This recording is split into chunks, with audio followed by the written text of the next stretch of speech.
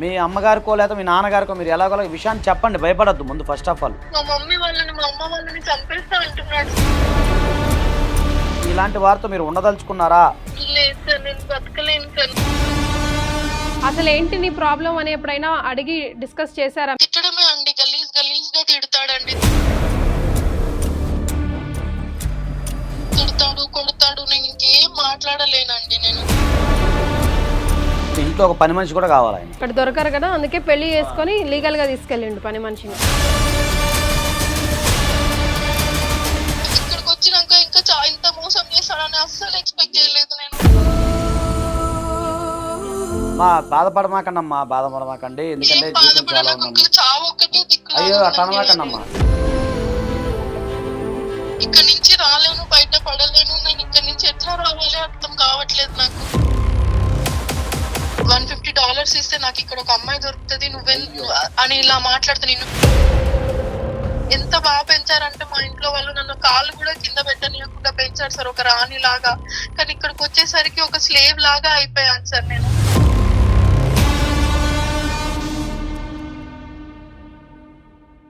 Digital marketing నేర్చుకుని AI tools వాడుతూ డబ్బులు సంపాదించాలనుకుంటున్నారా? ఈ నెంబర్ కి కాల్ చేయండి. నమస్తే, welcome to India's largest digital media network Suman TV. నేను మీ Keerthi. Welcome to legal advice. నాతో పాటు ప్రముఖ హైకోర్టు అడ్వకేట్ సాయి కృష్ణ ఆజాద్ గారు ఉన్నారు. నమస్తే ఆజాద్ గారు. నమస్తే అండి. సిరి అన్న అమ్మాయి మెయిల్ చేసిందండి. తన ఒక ఎన్ఆర్ఐ. అసలు తన బాధ వర్ణనాతీతం. ఆ మెయిల్లో ఒక 4 అక్షరాల్లో 4 లైన్లో ఇన్ఫాక్ట్ తను నాకు మెయిల్ చేసిందండి. నాకు చదవాలనిపించలేదు. సో డెఫినెట్గా మనం తనని అడ్రస్ చేయాల్సింది అని ఇప్పుడు కాల్ చేద్దాం. సిరి లాగా చాలా మంది ఉన్నారు ఆజాద్ గారు, మీరు కూడా చాలా కేసులు చూస్తుంటాం కదండి. హలో సిరి, మేము సుమన్ టీవీ నుండి కాల్ చేస్తున్నామమ్మా, లీగల్ అడ్వైజ్. చెప్పండి మేడం. ఎస్, మీరు మెయిల్ చేశారు కదా. అవును మేడం. ఎస్, నాతో పాటు అడ్వకేట్ ఆజాద్ గారు ఉన్నారు, ఒకసారి మాట్లాడు. ఓకే అండి. హలో సిరి గారు. హలో, నమస్తే సార్. అమ్మా నమస్తే అండి, బాగున్నారా? ఏం బాగుంటాను సార్, అసలు ఏం బాగాలేదు సార్. ఇక్కడ ఇప్పుడు ప్రజెంట్ ఎక్కడున్నారు మీరు? నేను యుఎస్ లో ఉన్నానండి. యుఎస్ లోనే ఉన్నారు. ఓకే, మీ వారి పేరు? శేఖర్ అండి. శేఖర్. ఆయన ఏం చేస్తుంటారు అక్కడ? ఆయన ఇక్కడ సాఫ్ట్వేర్ ఎంప్లాయ్ అండి. సిరి గారు చెప్పండి అమ్మా, మీ ప్రాబ్లం ఏంటో చెప్పండి. సార్ ఏం చెప్పమంటారు సార్, చిన్నప్పుడు నాది మా పేరెంట్స్ వచ్చేసి ఫార్మర్ సార్, అగ్రికల్చర్ మాది. బీటెక్ చదివించారు, చదువు అయిపోగానే మంచి సంబంధము, అమెరికా సంబంధం అని చెప్పేసి పెళ్లి చేశారు సార్. మొత్తం ఆ ఆస్తులన్నీ అమ్మేసి మంచి పెద్ద ఎత్తున కట్నం ఇచ్చి మంచిగా పెళ్లి చేశారు సార్. అతను పెళ్లికి ముందు చాలా బాగా మాట్లాడేవాడు సార్, చాలా బాగుండేవాడు సార్. ఏ చెడు వాళ్ళు ఏమీ లేదని చెప్పేసి నేను నా లైఫ్ ని చాలా బాగా ఉంచుకున్నాను సార్. తర్వాత పెళ్లి అయ్యింది, యుఎస్ కి తనతో పాటే తీసుకెళ్లాడు. అక్కడ కూడా ఒక 3-4 months వరకు చాలా బాగా చూసుకున్నాడు. నేను అసలు ఎంత నమ్మేశానంటే ఇంక ఇతనే నా జీవితం అన్న విధంగా చాలా నమ్మేశాను సార్. అంత మంచిగా ఉండే టైంలో ఒక రోజు తాగి వచ్చాడు సార్. నాకు ఏం అర్థం కాలేదు, ఎందుకు తాగావు ఏంటి అని అడిగితే ఫ్రెండ్స్ తాగిచ్చారు, నాకు అలవాట్లేదు అది ఇది అని చెప్పాడు సార్. చెప్తే ఇంక నేను నమ్మేశాను సార్. సరే ఒక్క రోజే కదా అనేసి నేను నమ్మాను. కొన్ని రోజులు అట్లనే గడిచింది. తర్వాత ఎవరో అమ్మాయితో మాట్లాడుతున్నట్టు అర్థమైంది సార్. ఇంకా అక్కడి నుంచి నాకు మొదలైంది సార్, ఏంటి ఇట్లా మాట్లాడుతున్నావు, ఎవరు ఏంటి అని అంటే ఇక్కడ ఇట్లనే ఉంటది అది ఇది అనుకుంటా ఇంకా నన్ను టార్చర్ చేయడము, కట్నము పైసలు అన్ని వచ్చే వరకు నార్మల్ గా ఉన్నాడు సార్. చాలా బాగా చూసుకున్నాడు.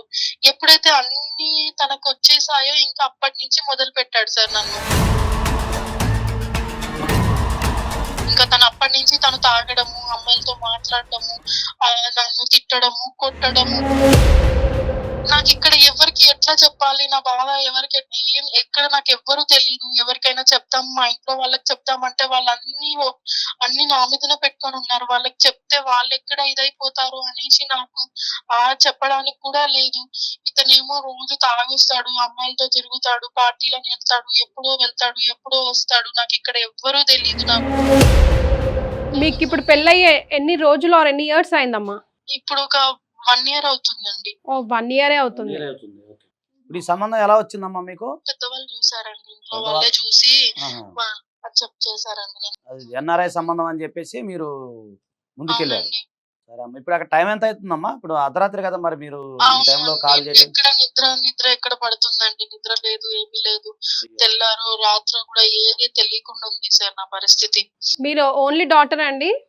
అవునండి, నేను ఒక్కదాన్ని. సో ఇక్కడ ఎవరికి తెలీదా ఇంకా మీ ఫ్యామిలీ తరఫున, లేకపోతే వాళ్ళ ఫ్యామిలీ తరఫున? లేదండి, ఎవరికి నేను ఏం చెప్పుకోలేని సిచ్యువేషన్ లో ఉన్నానండి. ఫోన్ కూడా లేదు. ఫోన్ చేస్తే ఎవరితో మాట్లాడను, ఏం మాట్లాడను, అనుమానం కొడతాడు. ఇంట్లో వాళ్ళతో ఎంతసేపు మాట్లాడుతున్నావా ఏంటి అని కొడతాడు, తిడతాడు. ఏం మాట్లాడినావు అని అడుగుతాడు. అసలు ఏంటి నీ ప్రాబ్లం అని ఎప్పుడైనా అడిగి డిస్కస్ చేశారా మీ వారితో? తిట్టడమే అండి, గలీజ్ గా తిడతాడండి. తిడుతూనే ఉంటాడు. ఎందుకు తిడుతున్నాడో ఏంటో కూడా అర్థం కాదండి. తిడతాడు, కొడతాడు. నేను ఇంకేం మాట్లాడలేనండి. నేను సరే అమ్మా, మరి మీకు అక్కడ ఫుడ్ కానీ ఏదైనా అరేంజ్మెంట్స్ ఉన్నాయా? అవి కూడా లేవా? లేదండి, ఏమీ సరిగ్గా ఉండవండి. నా చేతిలో ఒక్క రూపాయి కూడా లేదు. నేను కనీసం ఇండియాకి వద్దామంటే నా పాస్పోర్ట్ కూడా తనే తీసుకున్నాడండి. నా పాస్పోర్ట్ ఎక్కడ ఉందో తెలీదు. నాకు నా దగ్గర కనీసం ఏమన్నా తెచ్చుకుందాం తినడానికి ఏమన్నా అని చెప్తే ఆ పైసలు రూపాయి కూడా లేదండి నా దగ్గర.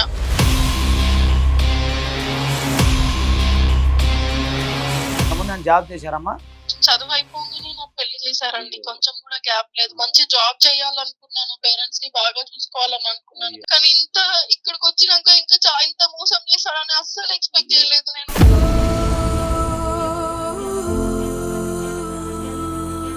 బాధపడమాకండి అమ్మా, బాధపడమాకండి. ఎందుకంటే ఏం జీవితం చాలా బాధపడాలి, ఉందమ్మా. చావు ఒకటి దిక్కు. అయ్యో అట్లా అనమాకండి అమ్మా.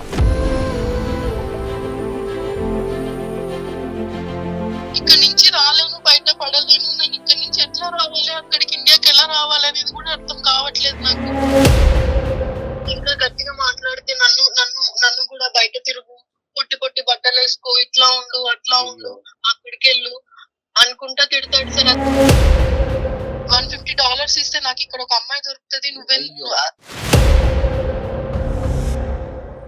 అని ఇలా మాట్లాడితే, నిన్ను పెళ్లి చేసుకొని చాలా తప్పు చేశాను అనుకుంటా మాట్లాడతారు. ఎందుకు పెళ్లి చేసుకున్నావు అని అంటే, నువ్వు ఇచ్చే డబ్బుల కోసం, నీ కట్నం పైసల కోసము, ఈ ఆస్తి కోసం పెళ్లి చేసుకున్నా, అసలు వేస్ట్, నిన్ను చేసుకొని చాలా తప్పు చేశా అని ఇలా మాట్లాడతారు సార్. లేకపోతే నువ్వు తిరుగు, ఇక్కడ కల్చర్, నువ్వు తిరుగు, తాగు, ఎంజాయ్ చేయి, లేకపోతే ఈ బట్టలు వేసుకో, ఆ బట్టలు ఎటన్నా బయటికి వెళ్దామంటే ఈ పొట్టి బట్టలు వేసుకో, ఆ బట్టలు వేసుకో అని చెప్పేసి అట్లా చాలా ఇది చేస్తారు సార్. ఎంత బాగా పెంచారంటే మా ఇంట్లో వాళ్ళు నన్ను కాళ్ళు కూడా కింద పెట్టనీయకుండా పెంచారు సార్, ఒక రాణి లాగా.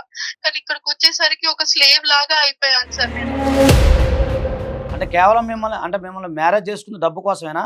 అంతే సార్, ఒక డబ్బు కోసమే నన్ను పెళ్లి చేసుకున్నాడు సార్. ఆ డబ్బు వచ్చేంత వరకే బాగా చూసుకున్నాడు సార్. అంటే అంతకు ముందు ఏమైనా అప్పులు ఉన్నాయా? ఉన్నట్టున్నాయి సార్ అప్పుడు. అవి తీర్చుకోవడానికి మీరు అవసరం అయ్యాడు, పెళ్లి చేసుకుని ఇక్కడ తీసుకొచ్చాడు. ఆ తర్వాత నీ దారిన నువ్వు పో, నా దారిన నేను పోతాను. ఏంటంటే మేడం, వీళ్ళకి అర్థమైంది ఏంటంటే ఇంట్లో ఒక పని మనిషి కూడా కావాలి ఆయన. అదేనండి, స్లావరీ లాగా చూస్తున్నాడు అక్కడ దొరకరు కదా, అందుకే పెళ్లి చేసుకొని లీగల్ గా తీసుకెళ్ళిండు పని మనిషిని. స్లావరీ లాగా చూస్తున్నాడు అంటే ఎంత బాధ కలిగించే అంశం అమ్మా. సార్ గంజాయి తాగుతాడు, ఇక్కడ లీగల్, ఇంకా అమ్మాయిలతో తిరుగుతాడు. నాకు అసలు ఏమీ అర్థం కావట్లేదు, ఏం చేయాలో అర్థం కావట్లేదు సార్ నాకు. ఒకటమ్మా, మరి మీకు పెళ్లికి సంబంధించిన గోల్డ్ గానీ అవన్నీ ఉంటాయి కదా మీ దగ్గర, అవి కూడా లేవా? అన్ని తన దగ్గర, అన్ని తనే తీసుకున్నాడు సార్. అన్ని తన హ్యాండ్ ఓవర్ లోనే ఉన్నాయి సార్. ఏమున్నాయో నీకు తెలియదు. మరి ఇప్పుడు యాక్చువల్ మీ వాళ్ళకి ఇవన్నీ విషయాలు చెప్పారమ్మా మీరు? చెప్తే వాళ్ళని చూసుకుంటా, వాళ్ళ సంగతి నేను చూస్తా, వాళ్ళని ఇచ్చేసి వాళ్ళని ఏం చేస్తాడో అని భయం వేస్తుంది సార్. నాకు ఇంట్లో వాళ్ళకి కూడా చెప్పలేకపోతే. నువ్వు ఇంట్లో వాళ్ళకి ఎవరికైనా చెప్తే వాళ్ళ సంగతి చూస్తా, వాళ్ళని అది చేస్తా ఇది చేస్తా అని బెదిరిస్తున్నాడు. ఇప్పుడు మరి మీకు సంబంధించిన అంటే ఇప్పుడు వీసా గానీ పాస్పోర్ట్ గానీ అవి మీకు ఉన్నాయమ్మా? లేదండి, అతని దగ్గరే ఉన్నాయి అవి. అది కూడా ఆయన తీసుకున్నాడా? అవునండి. సో ఇప్పుడు ఫైనల్ గా నువ్వు ఏం అడ్వైస్ ఆశిస్తున్నావు అమ్మా? నీకేం కావాలనుకుంటున్నావు? నాకు ఈ నరకం నుంచి బయటపడాలని ఉంది మేడం. ఎస్, డెఫినెట్ గా బయట పడాల్సిందే. నువ్వు అతన్ని అంత భరించాల్సిన అవసరం కూడా లేదు, మేజర్ కూడా నువ్వు అయ్యావు. సో సిరికి మనం ఎట్లాంటి అడ్వైస్ ఇవ్వచ్చు సార్? ఒకటమ్మా, మీరు బాధపడమాకంటే ముందు దయచేసి కొద్దిగా ధైర్యంగా ఉండండి. ఫస్ట్ ధైర్యంగా ఉండండి, మీ వెనక మేము ఉన్నాము. మీరు ఇంకా వేరే దయచేసి ఆలోచనలు, డిప్రెషన్ కానీ అలాంటి ఏం గురి కామాకండి, ధైర్యంగా ఉండండి. మీకు అక్కడ జనరల్గా ఏంటంటే యుఎస్లో 911 అని ఒక నెంబర్ ఉంటుందమ్మా. అది జనరల్గా మనకి ఇక్కడ 100 లాగా ఉంటుంది. మన ఇండియాలో 100 100 డైల్ 100 అంటాం కదా. సో 911 కనుక ఫోన్ చేస్తే పోలీసు వారు వచ్చి అన్ని ఎంక్వైరీ చేస్తారు మామూలుగా. సో దాంట్లో గ్రేడ్ ఉంటాయి, 1 2 3 4 ఉంటుంది అనమాట. అతను ఈమెను బాగా అరెస్ట్ చేస్తా ఉన్నాడు. సో ఈ రకంగా మొత్తం ఈమె కనుక 911కి ఫోన్ చేసి, అఫ్ కోర్స్ ఏమో ఫోన్ కూడా కొంచెం అవైలబిలిటీ లేదంటున్నారు కాబట్టి దయచేసి ఎట్లా కూడా చేసుకొని ఇప్పుడు ఎట్లయితే కాల్ చేశారో అట్లాగే. సో ఆ గ్రేడ్ ని బట్టి అతనికి ఆ అమెరికా నుంచి ఎక్స్పెల్ చేసే అవకాశం ఉంటుందండి. సో అతను అక్కడ జైలు శిక్ష కూడా అనుభవించే అవకాశం ఉంటుంది. ఇంకొకటి ఏంటంటే ఇక్కడ ఇండియాలో ఏం చేయొచ్చు అంటే మీ అమ్మగారికో లేదా మీ నాన్నగారికో మీరు ఎలాగోలా ఈ విషయాన్ని చెప్పండి, భయపడద్దు ముందు ఫస్ట్ ఆఫ్ ఆల్. మా మమ్మీ వాళ్ళని మా అమ్మ వాళ్ళని చంపేస్తా అంటున్నాడు. మీరు అంత భయపడమాకండి, ఫస్ట్ ధైర్యంగా ఉండండి. ఒకటి ఆయన చంపుతాడు అవన్నీ అంటే ఇది కూడా నేరమే, ఒక వ్యక్తిని చంపుతా అంటాం కూడా నేరమే, బెదిరించడం కూడా అవుతుంది. సో మీరు ఏం చేస్తారంటే ఈ విషయాన్ని ఎలా కూడా ధైర్యం చేసుకొని మీ నాన్నగారికి ఫోన్ చేసి చెప్పండి. సో మీ నాన్నగారు ఏం చేస్తారంటే స్థానిక పోలీస్ స్టేషన్లో అతని మీద ఏంటి 498 అంటే ఇప్పుడు బిఎన్ఎస్ వస్తుందండి, భారత న్యాయస్థానం మీద 85 అట్లా వస్తుంది. మీరు అక్కడ ఉన్నా కూడా ఇక్కడ ఆయన పోలీస్ స్టేషన్లో కంప్లైంట్ చేయొచ్చు మీ ఊర్లో. ఒక క్లారిటీ ఇవ్వు సిరి. ఇప్పుడు మీ హస్బెండ్ వాళ్ళ పేరెంట్స్ కి అంటే మీ అత్తగారి మామగారి ఫ్యామిలీకి ఈయన మంచివాడుగానే తెలుసా, లేకపోతే అవునండి మంచివాడుగానే తెలుసు. నేను ఇట్లా హెరాస్ చేస్తున్నట్టు వాళ్ళకు కూడా ఇన్ఫర్మేషన్ తెలుసు, లేదు? చెప్పినా నమ్మరు మేడం, ఎవ్వరు నమ్మరు. సరే అమ్మా, అయితే మీరు ఒక పని చేయండి, అదే మీ నాన్నగారికి చెప్పి అతని పైన ఏంటంటే 420 కేసు, ఎందుకంటే అతను ఆర్థికంగా చీట్ చేసినట్టు చంపుతాను బెదిరిస్తున్నాడు కదమ్మా. అవును సో సార్. అది కూడా, అది తర్వాత 498A డొమెస్టిక్ వైలెన్స్ ఒకటి పెట్టచ్చండి. అలాగే డౌరీ ప్రొహిబిషన్ యాక్ట్ మేము దగ్గర తీసుకున్నాడు కదా, డౌరీ అనేది కూడా తీసుకున్నాడు కాబట్టి ఆయన డౌరీ ప్రొహిబిషన్ యాక్ట్ ఏదో సెక్షన్ 3 and 4 కింద వీటన్నిటి కింద మీ నాన్నగారి ద్వారా మీరు కంప్లైంట్ చేయొచ్చండి. ఎందుకంటే విదేశాల్లో ఎవరైనా ఒక స్త్రీ బాధపడుతున్నప్పుడు, అక్కడ ఆమెను ఎవరైనా హింస పెడుతున్నప్పుడు వారి తరపున ఎవరైనా సరే ఇక్కడ మన దేశంలో కంప్లైంట్ చేయొచ్చు. కంప్లైంట్ చేస్తే ఏం చేస్తారంటే అమ్మా, పోలీసు వారు LOC ఇష్యూ చేస్తారు, అంటే లుక్అవుట్ సర్క్యులర్ అంటారమ్మా. ఆ లుక్అవుట్ సర్క్యులర్ అతని పైన ఇష్యూ చేసినప్పుడు అతను అరెస్ట్ చేసే అవకాశం ఉంటుంది. అతను ఇండియాకి వస్తే అరెస్ట్ చేసే అవకాశం ఉంటుంది ఒకటి. తర్వాత అతని యొక్క పాస్పోర్ట్ని కూడా ఇంపౌండ్ చేయమని చెప్పి అక్కడ పాస్పోర్ట్ని చెల్లకుండా చేసే అవకాశం ఉంటుంది. అట్లా అతను ఈ విధంగా అరెస్ట్ చేస్తున్నాడు కాబట్టి ఏమని. సో పాస్పోర్ట్ వారికి కూడా వాళ్ళు లెటర్ రాస్తారు పోలీసు వారు.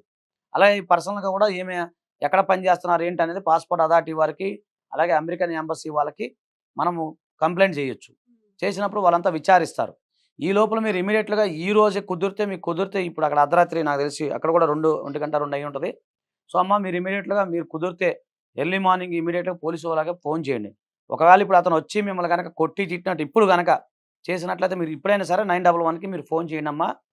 ఖచ్చితంగా మీరు అక్కడ మీకు డొమెస్టిక్ వైలెన్స్ కేసు అతని పైన బుక్ అయ్యే అవకాశం ఉంది. తర్వాత మీరు ఇలాంటి వారితో మీరు ఉండదలుచుకున్నారా లేదా మీరు విడాకులు తీసుకోదలుచుకున్నారా అది కూడా చెప్పండి ఒకసారి. లేదు సార్, నేను బతకలేను సార్, నన్ను చంపేస్తాడు నన్ను. మీరు ఇమీడియట్గా డైవర్స్ పిటిషన్ కూడా ఒకటి ఫైల్ చేసుకోండి. అలాగే మీరు చెప్తున్నారు కదా వీసా పాస్పోర్ట్ ఆయన లాక్కున్నాడు, సో అది కూడా ఆయన దగ్గర ఉంది. సో ఇదే విషయం 911కి కూడా మీరు ఫోన్ చేసి చెప్పండి పోలీసు వారికి, అక్కడ పోలీసు వారికి చెప్పండి, అలాగే ఇక్కడ పోలీసు వారికి చెప్పండి. ఓకేనమ్మా. అలాగే అక్కడ సంబంధించి కొంతమంది సహృదయ అని చెప్పి తెలుగు సంఘానికి సంబంధించి కొన్ని ఈ NGO సంస్థలు ఉన్నాయమ్మా. సో ఆ NGO సంస్థల వారిని కూడా మీరు కాంటాక్ట్ అయితే వాళ్ళు మీకు సపోర్ట్ చేసే అవకాశం ఉంటుంది. ఇక్కడ కొనడానికి కూడా డబ్బులు ఏమన్నారు కాబట్టి వాళ్ళు కూడా మీకు సపోర్ట్ చేస్తారు. అక్కడ NGO సంస్థలు ఉన్నాయి, ఇబ్బంది ఏం లేదమ్మా. కాకపోతే మీరు ధైర్యంగా ఉండండి, ఫస్ట్ ధైర్యంగా ఉండండి. భయపడకు సిరి. ఇన్ని రోజులు నువ్వు భరాయించింది చాలు, ఇంకా భరించాల్సిన అవసరం నీకు లేదు. రైట్? నేను ఎవరితో మాట్లాడలేని సిచ్యువేషన్ లో మీకు కాల్ చేశాను మ్యామ్, చాలా థ్యాంక్స్ మేడం. నువ్వు ముందు కాల్ చేయి, పేరెంట్స్ కి కూడా ఇన్ఫార్మ్ చేయి, ఇంకా లేట్ చేయకు. ఎందుకంటే తనకు ఎటువంటి క్లూలు కూడా ఇవ్వకు సిరి. నువ్వు మళ్ళీ మీ పేరెంట్స్ తో ఈ విషయం చెప్పినట్టు కానీ 911కి కాల్ చేసినట్టు కానీ ఎటువంటి క్లూస్ కూడా నువ్వు ఇవ్వకు. నీ పని నువ్వు ధైర్యంగా చేస్తూ వెళ్ళు. ఓకేనా? Okay madam. ఆ తర్వాత కూడా నీకు ఎటువంటి సపోర్ట్ కావాలన్నా కింద స్క్రోల్ అవుతున్న నంబర్ కి కాల్ చేయి. ఓకే మ్యామ్, చాలా thanks madam. Yes, thank you. సిరిలాగా సార్ చాలా మంది అంటే NRI సంబంధం అనగానే ఈవెన్ పేరెంట్స్ కూడా ఆలోచించకుండా, ఈవెన్ ఆడపిల్లలు కూడా వెనక ముందు ఆలోచించకుండా సంబంధాలు చేసుకుంటున్నారు, వెళ్ళిపోతున్నారు. తినలాగా అమాయకురాళ్ళు అయితే ఇలా అనుభవిస్తున్నారు, లేదు కొంచెం తెలివితేటలు ఉన్న వాళ్ళైతే ముందుకు వస్తున్నారు, ఫైట్ చేస్తున్నారు. సో ఏం చూడాలి NRI సంబంధాలు చేసుకుంటున్నప్పుడు, ఇటు పేరెంట్స్ కానీ ఆడపిల్లలు కానీ ఈవెన్ మగపిల్లలు కానీ వైసీ వర్సా. ఓన్లీ ఆడపిల్లలే ప్రాబ్లం కాదు, ఓన్లీ మగపిల్లలే ప్రాబ్లం కాదు, ఇద్దరు కూడా బాధితులుగా ఉన్న కేసెస్ మీరే చూసుంటారు. సో మనం వాళ్ళకి ఎట్లాంటి అడ్వైజ్ ఇవ్వాలా? ఒకటండి, ముందుగా NRI సంబంధం అనగానే చాలా మంది ఎగిరి గంతేస్తుంటారు. అమ్మాయి కానీ సరే, అమ్మాయి కానీ అబ్బాయి కానీ అమెరికా వెళ్ళిపోతున్నారను లేకపోతే ఇంకో రకంగానే అని చెప్పి ఆలోచిస్తూ ఉంటారు. కాకపోతే మీరు ఒకటే చేయండి, ఎప్పుడైనా సరే NRI సంబంధం ఉన్నప్పుడు అతను ఎక్కడ పని చేస్తూ ఉన్నాడు, అలాగే అతనికి సంబంధించిన వీసా ఏ పొజిషన్లో ఉంది. సో ముందు వీసా చూసుకోవాలి. తర్వాత అతని పైన రిమార్క్స్ ఏమైనా ఉన్నాయా, అలాగే అక్కడ మీకు ఎవరైనా తెలిసిన వాళ్ళు ఉంటే ఆ ఏరియాలో, అంటే అతను నివసిస్తున్న ఏరియాలో తెలిసిన వాళ్ళు ఉంటే అతని గురించి ఎంక్వైరీ చేసుకోండి ఫస్ట్. అలాగే ఇక్కడ ఫ్యామిలీ బ్యాక్గ్రౌండ్ ఒకసారి ఎంక్వైరీ చేసుకోండి. అలాగే అతనికి ఏమైనా చెడు అలవాట్లు ఉన్నాయా ముందు అడగండి, ఓపెన్గా అడగండి. ఫస్ట్ అడగడం తప్పులేదు, అది కొంతమంది కప్పిస్తున్నారు, లేదండి నాకు ఎలాంటి అలవాట్లు లేవు అంటే దయచేసి నమ్మొద్దు. మీరు మీ ఎంక్వైరీ మీరు చేసుకోండి ఫస్ట్. అలాగే ఇదే కాకుండా మీరు ఒకసారి అతను వీసా ప్రొసీజర్ ఎక్కడ కంపెనీలో పనిచేస్తున్నాడో ఆ కంపెనీలో కూడా వీలైతే కొంతమంది కొలీగ్స్ యొక్క అభిప్రాయాన్ని తీసుకోండి. అలాగే ఇక్కడ ఫ్యామిలీ ఉన్నారు, ఇప్పుడు ఉదాహరణకు పలానా ఏరియాలో ఫ్యామిలీ అనుకోండి, ఆ ఫ్యామిలీకి సంబంధించిన వాళ్ళ సంబంధికులు ఏ విధంగా ఉన్నారు. ఇప్పుడు ఏంటంటే ఒక మాట ఉంది కదండి, ఒక పెళ్లి సంబంధం చేసుకుని అటు 7 తరాలు ఇటు 7 తరాలు చూడాలని చెప్పేసి, అది మెయిన్ చూసుకోండి ఫస్ట్. అలాగే అన్ని చూసుకున్న తర్వాత అతను నిజంగా ఇప్పుడు కొంతమంది ఏంటంటే టెంపరరీ వీసా మీద వెళ్తుంటారు.